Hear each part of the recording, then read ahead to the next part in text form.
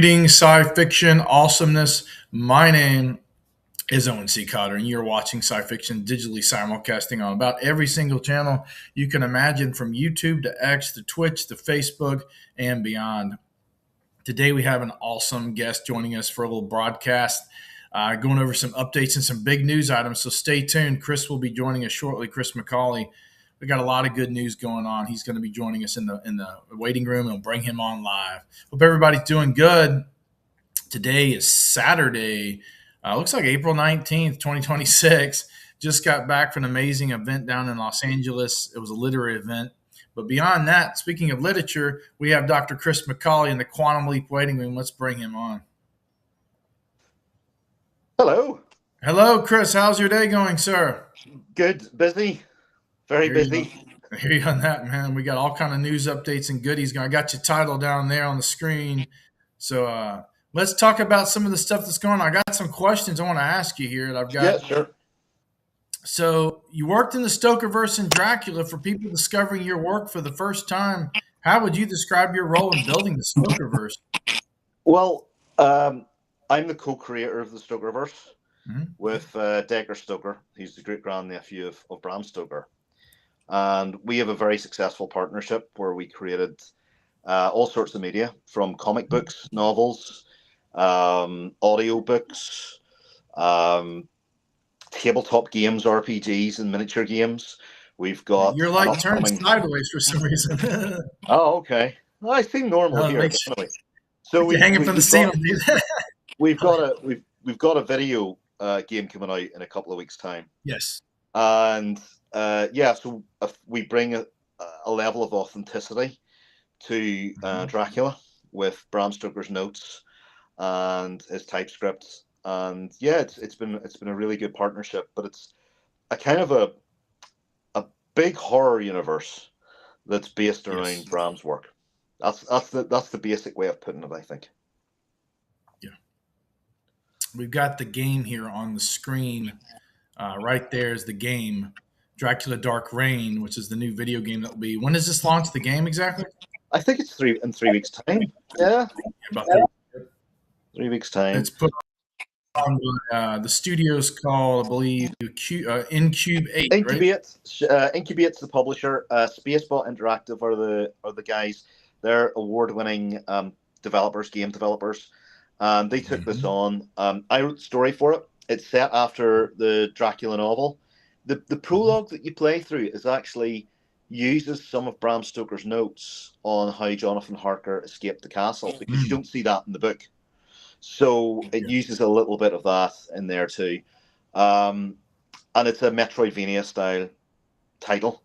Yeah, it looks really fun from the footage I've seen. It looks addictively fun. Yeah, we released a couple of demos over the last year, and we've got various YouTubers have been playing it organically. One of the proudest accolades I have about the game was to do with the Retro Gamer. Retro Gamer's a big physical publication, and they put the headline with a nice little picture of me, Dracula done right. I mean, you can ask for much more than that, in a game. Yeah, I think that's down here in the article right here. It's finally done right in the title. That's awesome. Yeah. We got more questions here pertaining to Stokerverse. This one says, "What first drew you so deeply into the world of Dracula and Bram Stoker's legacy?" Well, this is interesting. So last year I went and opened up a library in Ballymena. It's got my name on it. Ballymena is my hometown in Ireland. And it was in the school I first read Dracula. So it was on the shelf. I think I was probably about 7 or 8 years of age. And I read Dracula and, really enjoyed it. It was, a great book. I mean, at that age, you don't comprehend all the subtleties in the book. Right. But that's what started me. And, I used to love like cartoon shows like Count Duckula. I used to like I think it was Monster Club I'd watched when I was a kid as well. So you see all these kind of personifications of Dracula. And, fast forward probably 20, 30 years later, I was asked to write a vampire comic book for a friend of mine who ran a comic book publishing agency. Right. and I wrote something called Dracula, Lord of the Future. And it Okay. was basically, well, it was illustrated by a 2000 AD artist. It Okay. was Dracula got excavated from a dig site by a strange Weyland-Yutani style company, taken up Nice. to the space station, is tortured, interrogated, and his blood is used to create, various serums and things like that. So it's literally like Wayland And Yutani from Aliens. That's awesome. yeah, yeah. And as he's enchained, he remembers all his encounters with humans and what they've done Yeah. to him. And Yeah. he says, through my life, I have always known great violence, but never Mhm. such indignity. And anyway, he breaks out and kills everybody in the space station, jumps in the space shuttle and flies off, kills them all in very grotesque ways. Now, it was kind of I wouldn't say throwaway, but it was just a fun story I'd written. And Right. then I Yeah, that sent sounds it to the Stoker family. And Mhm. I was fully accepting the Stoker family to tell me to not use Dracula. But Decker Stoker called me up. He really enjoyed it. It He froze up told me, there for a second. yeah, There you are. he came back to me and he said that he wanted to, write comics with me. And Okay. that's how it all started. And, obviously I've been, pulled into the deeper web of Dracula through the Stoker family, through my Dracula work outside the Stoker family's influence, because I do Mhm. all our Draculas, not just the Stoker versus Dracula. Right. And yeah, it's kind of been progressive now. It's been a progressive experience. Which brings about some other questions about your broader creative journey. You built a reputation as someone who generally, like you said, lives and breathes these worlds, including Dracula. What keeps your passion for storytelling alive exactly? Probably my imagination. I can imagine something. So my process of writing is that I will go away and I'll imagine the story, and Okay. I'll put myself in the story, and then I'll take myself out of the story, and I'll think about the story from various angles, and then I write it. And I think what brings why I'm quite passionate about the stories I write is because they're a part of me in some way. That Mhm. imagination, that I've already invested in the story through my imagination. Yeah. Your background and personal journey has also shaped the way you write. How much of yourself do you think ends up in your work, man? Maybe about 30% me, 20% my editors, the rest maybe publishers and people who read it. I don't know. I mean, there's a Right. lot of it. There's a lot of time that's spent. When I'm Right. developing the tabletop games, or Mhm. even when I worked on Star Trek, there was a lot of the me that watched Star Trek. My Yeah. family didn't have a color television until about 1996, 97. I was old school Irish. We had a black and Okay. white TV. And I remember watching, Star Nice. Trek on BBC Two, and it was the original series. So whenever I was working with Walter Koenig on the story, um, there Mhm. was a lot of the me then that was coming through. There's a lot of stuff that I write actually comes from what I read and watched in childhood. I think that's the upcoming documentary about myself. There's a lot of that Yeah. there. There's a lot of the influences that people can tell from home and from Right. school and from watching Speaking cartoons. of the Star Trek Explorer magazine story that you did, this is it right here. Can you talk a little bit Yeah, about that? Because you've done some other storytelling stuff with Dracula too. So. yeah. Well, this one was interesting. I had worked with Walter through Dark Legacies because we brought Claudia, Christian, Mhm. and I brought Walter in as part of the Dark Legacies cadre of characters. And Walter and I had Right. discussed a character that we were going to create. Um, and it just happened that there was an idea that started to form about what happened with Chekhov between Star Trek Two and Star Trek Three.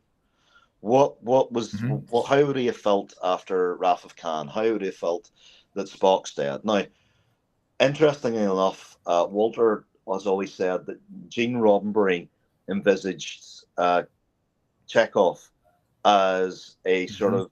of mentee of Spock's. That Chekhov was actually a lot more Yes. scientific. And I Right. injected that into the story that Chekhov feels a great sense of guilt for his mentor's death. And then, he's Right. considering resigning from Starfleet. And then suddenly Mm. something happens. I don't want to spoil it for anybody who wants to read it. No, it's an Uh, amazing story. It but was also featured on StarTrek.com for several weeks, right? yeah, there was a lot of media about myself on Uh-huh. StarTrek.com for Beautiful 5 weeks, story.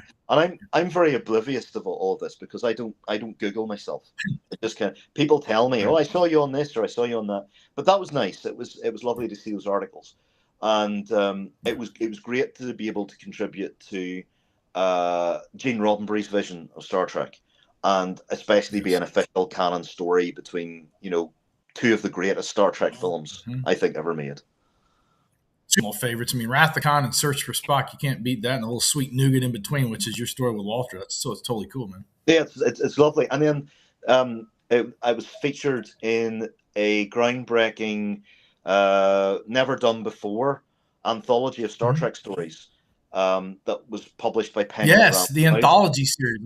Yeah, Yes, Penguin. Yeah. I think it was called A Year to Die, and it features for the first time ever stories from every single Star Trek franchise. So for Mm-hmm. original series, mine was picked, and it was put out there, and that was all due to the generosity and kindness of the people at Penguin Random House.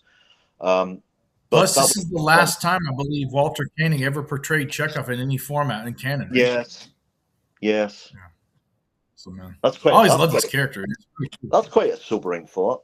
I mean, I can tell you a little bit Mm-hmm. about being shown this artwork. So John Freeman, who was Yeah. the editor of Star Trek Explorer, he Mm-hmm. sent me the artwork and asked me if I would approve it. Yeah. And and that was a nice experience too because it's on the cover of the anthology.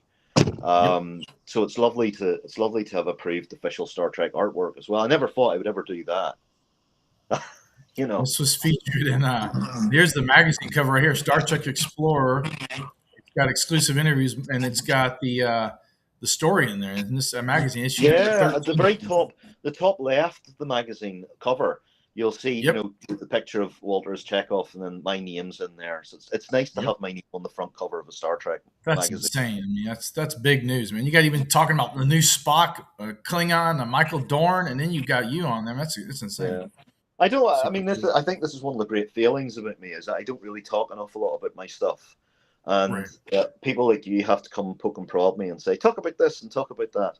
But I'm But it genuinely proud permeates of all the so work. much through pop culture, man. You've done everything from horror, sci-fi, but a little bit of everything, fictional, fantasy. I mean, there's fantasy stuff. I mean, it's just every crevice of nougat of pop culture and ecosphere of entertainment you've done, Yeah, including film. So we're and talking about documentary. Yeah. yeah. Well, the other thing I want to circle back to is video games because we talked a little Yes, bit about video games. games, but Yeah. and this was purely happenstance that all this occurred. But I Mhm. worked on franchises like Mortal Kombat, Star Trek, Star Wars, Indiana Jones in my video game work. Mhm. And I'm very proud of the Mortal Kombat Legacy Collection because it has all the Yeah, Mortal it's a Kombat great games. game. Yeah, it's got all the Mortal Kombat games from the first one up to the PS2 titles, and I was involved Yes. heavily in that, and I've wonderful credit in there, and then working with Marvel on the Marvel Maximum Carnage Yeah, that game's insane game too. That as game's well. awesome.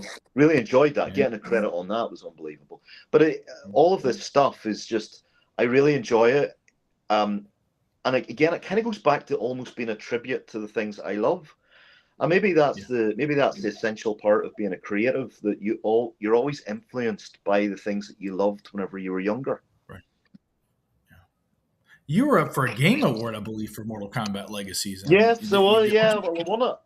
I was up for a Sony Game Award for it, and then Mhm. I won the Dice Game Award for the work on Mortal Kombat, which was great. We Mhm. won that. The whole team won that. It wasn't just me, but it was nice to be part of that.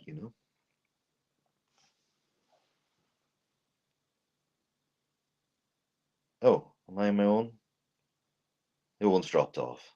So for anybody watching, yeah, Owen's just dropped off there. He might appear back.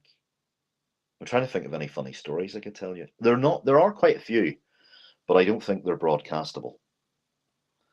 Um, they never prepare you on how to fill dead air in these things.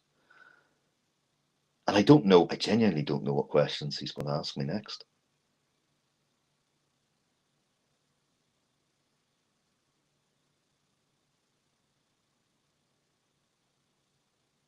Well, I tell you what, I'll talk about another project that's connected to Mortal Kombat. I think I'm allowed to talk about this. I'm writing a history of Mortal Kombat book, which is being published by Pen and Sword, and it's been a journey to actually go through and talk with the creators, like John Tobias and Ed Boon, and talk about the movies as well, the upcoming Mortal Kombat 2 movie. We discuss that in the book. But I think for me, Mortal Kombat kind of exists in the arcades. The arcades are kind of where Mortal Kombat exists for me personally. Yeah, so there you go. So that's me attempting to fill in some dead air while Owen returns, if he does return. Maybe he's been kidnapped by aliens or something.